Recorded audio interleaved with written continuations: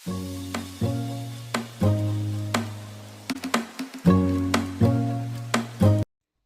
কেমন আছো? আশা করি সবাই খুব ভালো আছো। তো সকালবেলায় চলে আসলাম। দেখো সকালবেলা আর এক অতিথিরা চলে এসেছে।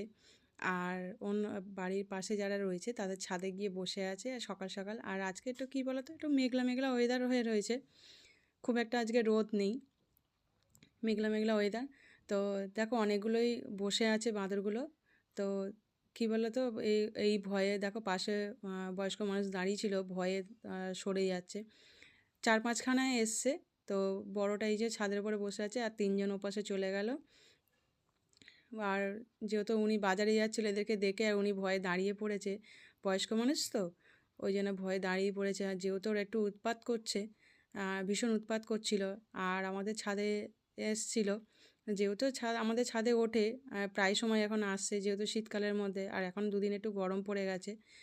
তো এই যে বসে আছে, আর উনি ভয়ে ওই দিক থেকে এই দিকে আর আসতে পারছে না, যেহেতু অনেকগুলো রয়েছে।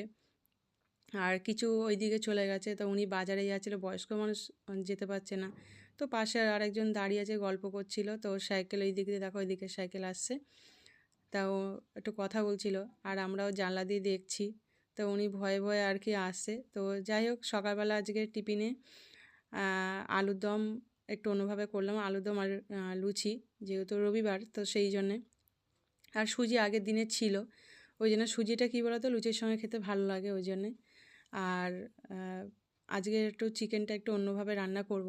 তো মিক্সির মধ্যে যে ম্যাগনেট বলছি, গ্রাইন্ডার করে নিই, তো সেটা আর কি করছি না। আজকে সব কুচিয়ে নিয়েছি, দেখো সব আদা রসুন, আজকে একটু পেঁয়াজ টমেটো এগুলো আজকে সব কুচিয়ে নিয়েছি। তো আজকে মিক্সির মধ্যে আর কি দিলাম না। আর আদা রসুনটা কী বলো তো, একটুখানি চেঁচে নিয়েছি, যেগুলো চাঁচা থাকে সেই চাঁচার মধ্যে চেঁচে নিয়েছি। তো হাতেই করে নিয়েছি, মেশিনের মধ্যে, যে হাতে যে মেশিন সেই মেশিনে করেছি। তবে খুব একটা কী বলো তো মশলা দিচ্ছি না, আর কম মশলার মধ্যে একটুখানি করবো আর কি, আলু দেব না, সব কুচিয়ে রান্না করব। তো কী বলো তো, এর আগে একটুখানি তোমাদেরকে সেটা আর কি দেখানো হয়নি, বলাও হয়নি আর কি, তা মানে সুযোগ হয়ে ওঠেনি। তো সেখান থেকে আর কি বাঁকড়া থেকে তো একটা হাঁড়ি কিনে নিয়ে এসেছিলাম, মাটির হাঁড়ি। তো আজকে ভাবলাম যে তো মাংসটা রান্না করব, তো আজকে একটুখানি মিক্সির মধ্যে না করে মশলাগুলো তো আজকে হাতে কুচিয়েই রান্না করব। তো সব কিছু অল্প অল্প দিয়ে দিচ্ছে, আর অল্প 1.5 চামচ মতন জিরে গুঁড়ো, 1.5 চামচ ধনে গুঁড়ো, আর নুন হলুদ লঙ্কা গুঁড়ো যেরকম দেয় পরিমাণ মতন আর কি, ঝালের মতন দিয়ে দিলাম। খুব একটা ঝাল আর কি করছি না। আর এই লঙ্কাটা কী বলতো একটু ঝাল আছে, ওই জন্য খুব একটা লঙ্কা গুঁড়ো বেশি দিলাম না। আর এই যে ধনে গুঁড়ো 1.5 চামচ মতন দিলাম, সব কিছু 1.5 চামচ মতন করেই দিলাম, খুব একটা বেশি দিচ্ছি না। আর কী বলতো, একটা জিনিসই একটুখানি কম হবে, যেহেতু বাবান তো সর্ষের তেলে রান্না খাওয়া যাবে না, সেই জন্য সর্ষের তেলের রান্নাটা করা হবে না, প্লেন সাদা তেলে আর কি করব। সর্ষের তেলে কী বলতো হবে না, টেস্টটা কিন্তু একটু অন্যরকম হতো, যেহেতু সর্ষের তেলে যদি করতাম, সেই জন্য এখানে সাদা তেল দিয়েই করতে হবে। তো সাদা তেল দিয়েই করবো। তার এখানে একেবারে গোটা গরম মশলা আর কি দিয়ে দিচ্ছি, সব কিছু মানে কী বলো তো একটু গোটা আর কি দিয়ে দেবো। আর দারচিনিটা একটুখানি কেটে নেব, আর এইগুলো একটুখানি ফাটিয়ে দেবো, যেহেতু কাঁচি দিয়ে কেটে নিচ্ছি, গোটায় গোটাই থাকবে। যেহেতু যখন রান্না করি কষার সময় দিই, তো এটা একেবারে তো রান্না তো মানে কষে রান্না করছি না, তো একেবারে সব কিছু গোটা দিয়ে একবারে বসিয়ে দেবো। তো সেই জন্য সব কিছু আর কি গুছিয়ে নিচ্ছি। তো জানি না কেমন হবে। আর মাটির হাঁড়ি রান্না এই অনেক দিন পর আর কি। তো আগে দিদা রান্না করতো দেখতাম, দিদা বাড়িতে অনেকে রান্না করতো মাটির রান্নাতে। আর মাটির হাঁড়িতে কী বলো তো, ভাত রান্না করতে কিন্তু সত্যি অসম্ভব মানে সুন্দর হতো, মানে এত ভাতটা ঝরঝরে হতো। আর যদি অল্প যদি ফ্যান থাকে, ফ্যান ঝাড়ার পরেও কিন্তু ভাতের নিচটা আর কি অল্প অল্প ফ্যান থাকে, তো সেইটা আর কি মাটির হাঁড়িতে সোপ করে নিত, আর পুরো ঝরঝরে শুকনো ভাত হতো মাটির হাঁড়িতে। আর মাটির হাঁড়িতে কী বলো তো, সত্যি কথা সব কিছু রান্না করো না কেন খুব ভালো হতো। আর আগে কী বলো তো, আমার দিদা করতো দেখতাম, মাটির হাঁড়িতে রান্না করতো, মাটির হাঁড়িতেই তরকারি করতো। যেহেতু তখন কী বলো তো, মানে বাসন ছিল, সিলভারের বাসনগুলো তখন আর কি ছিল, আর লোহার কড়া ছিল। তো লোহার কড়াতে বেশি রান্না হতো, কিন্তু লোহার সত্যি কথা কী বলো তো, লোহার কড়াতে রান্না করলে এত টেস্টটা অন্যরকম হয়। সেই দিনটা তো চলে গেছে, সেই জন্য হয়ে ওঠে না। আর এখন নতুন করে সব লোহার কড়া টড়া এখন বেরিয়েছে দেখি। তো যাই হোক, লোহার কড়া আর কেনা হয়নি। আর যেহেতু মাটির হাঁড়ি, ভাবলাম মাটির হাঁড়ি করি, মাটির হাঁড়িটা টেস্টটা একটু অন্যরকম হয়, ওই জন্যই আর কি মাটির হাঁড়িতে করব।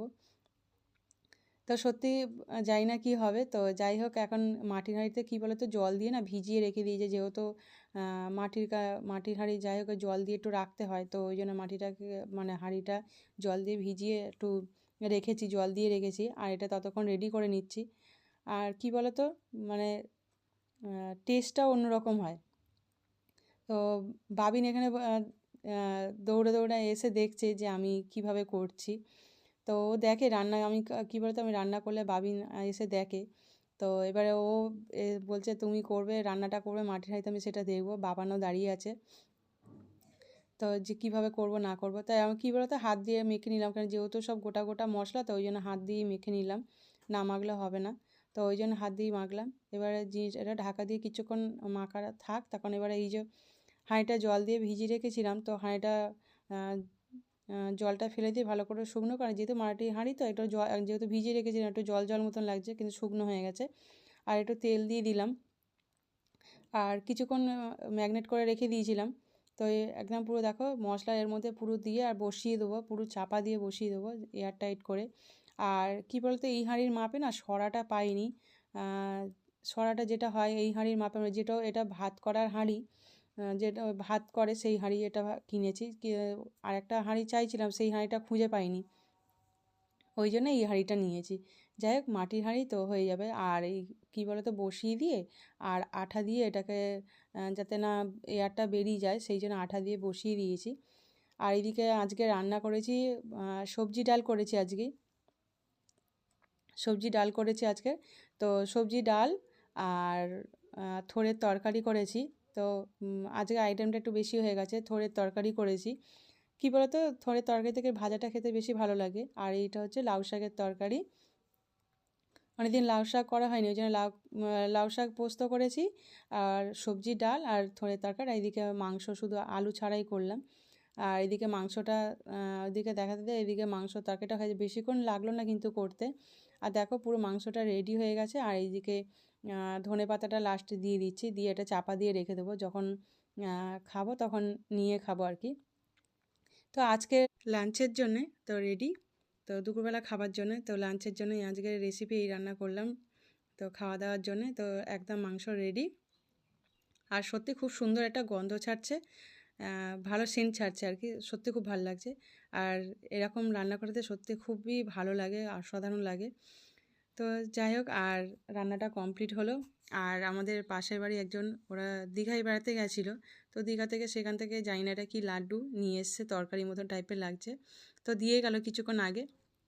আর গজা দিয়ে গেছে, তো এসে এই গজা আর 3টে কান্ড দিয়েছে, সেটা তোমাদেরকে আর দেখানো হয়নি, ভুলে গেছিলাম। আর তোমাদের দাদাভাই বাজার থেকে এই যে গাছ কতগুলো গাছ নিয়ে এসছে তো বাবা, খালি এটা কি পেয়ারা গাছ? চলে এসছে, এটা জবা, হ্যাঁ জবা গাছ নিয়ে এসছে, ওটাও জবা গাছ।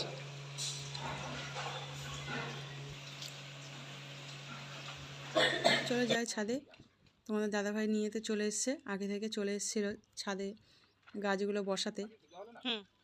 তো মোটামুটি 2টো গাছ বসানো হয়ে গেছে, আর এই গাছগুলো বাকি আছে। তো জবা ফুল গাছ নিয়ে এসছে। তো তোমার দাদাভাই কী বলতো, সত্যি কথা গাছ বসাতে খুব ভালোবাসে, আমারও ভালো লাগে গাছগুলো বসাতে।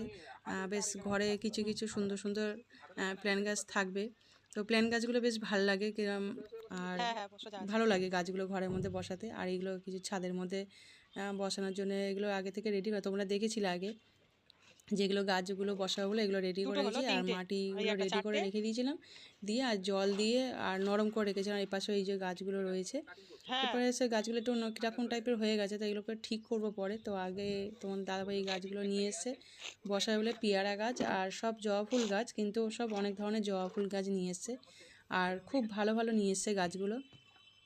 তো কী বলতো, এই মাটিগুলো একটুখানি ভেঙে যেহেতু দিচ্ছে, কেন এর মধ্যে রেখে না রেগুলার জল দিচ্ছিলাম অল্প অল্প করে, যাতে মাটিটা নরম থাকে সেই হিসাবে।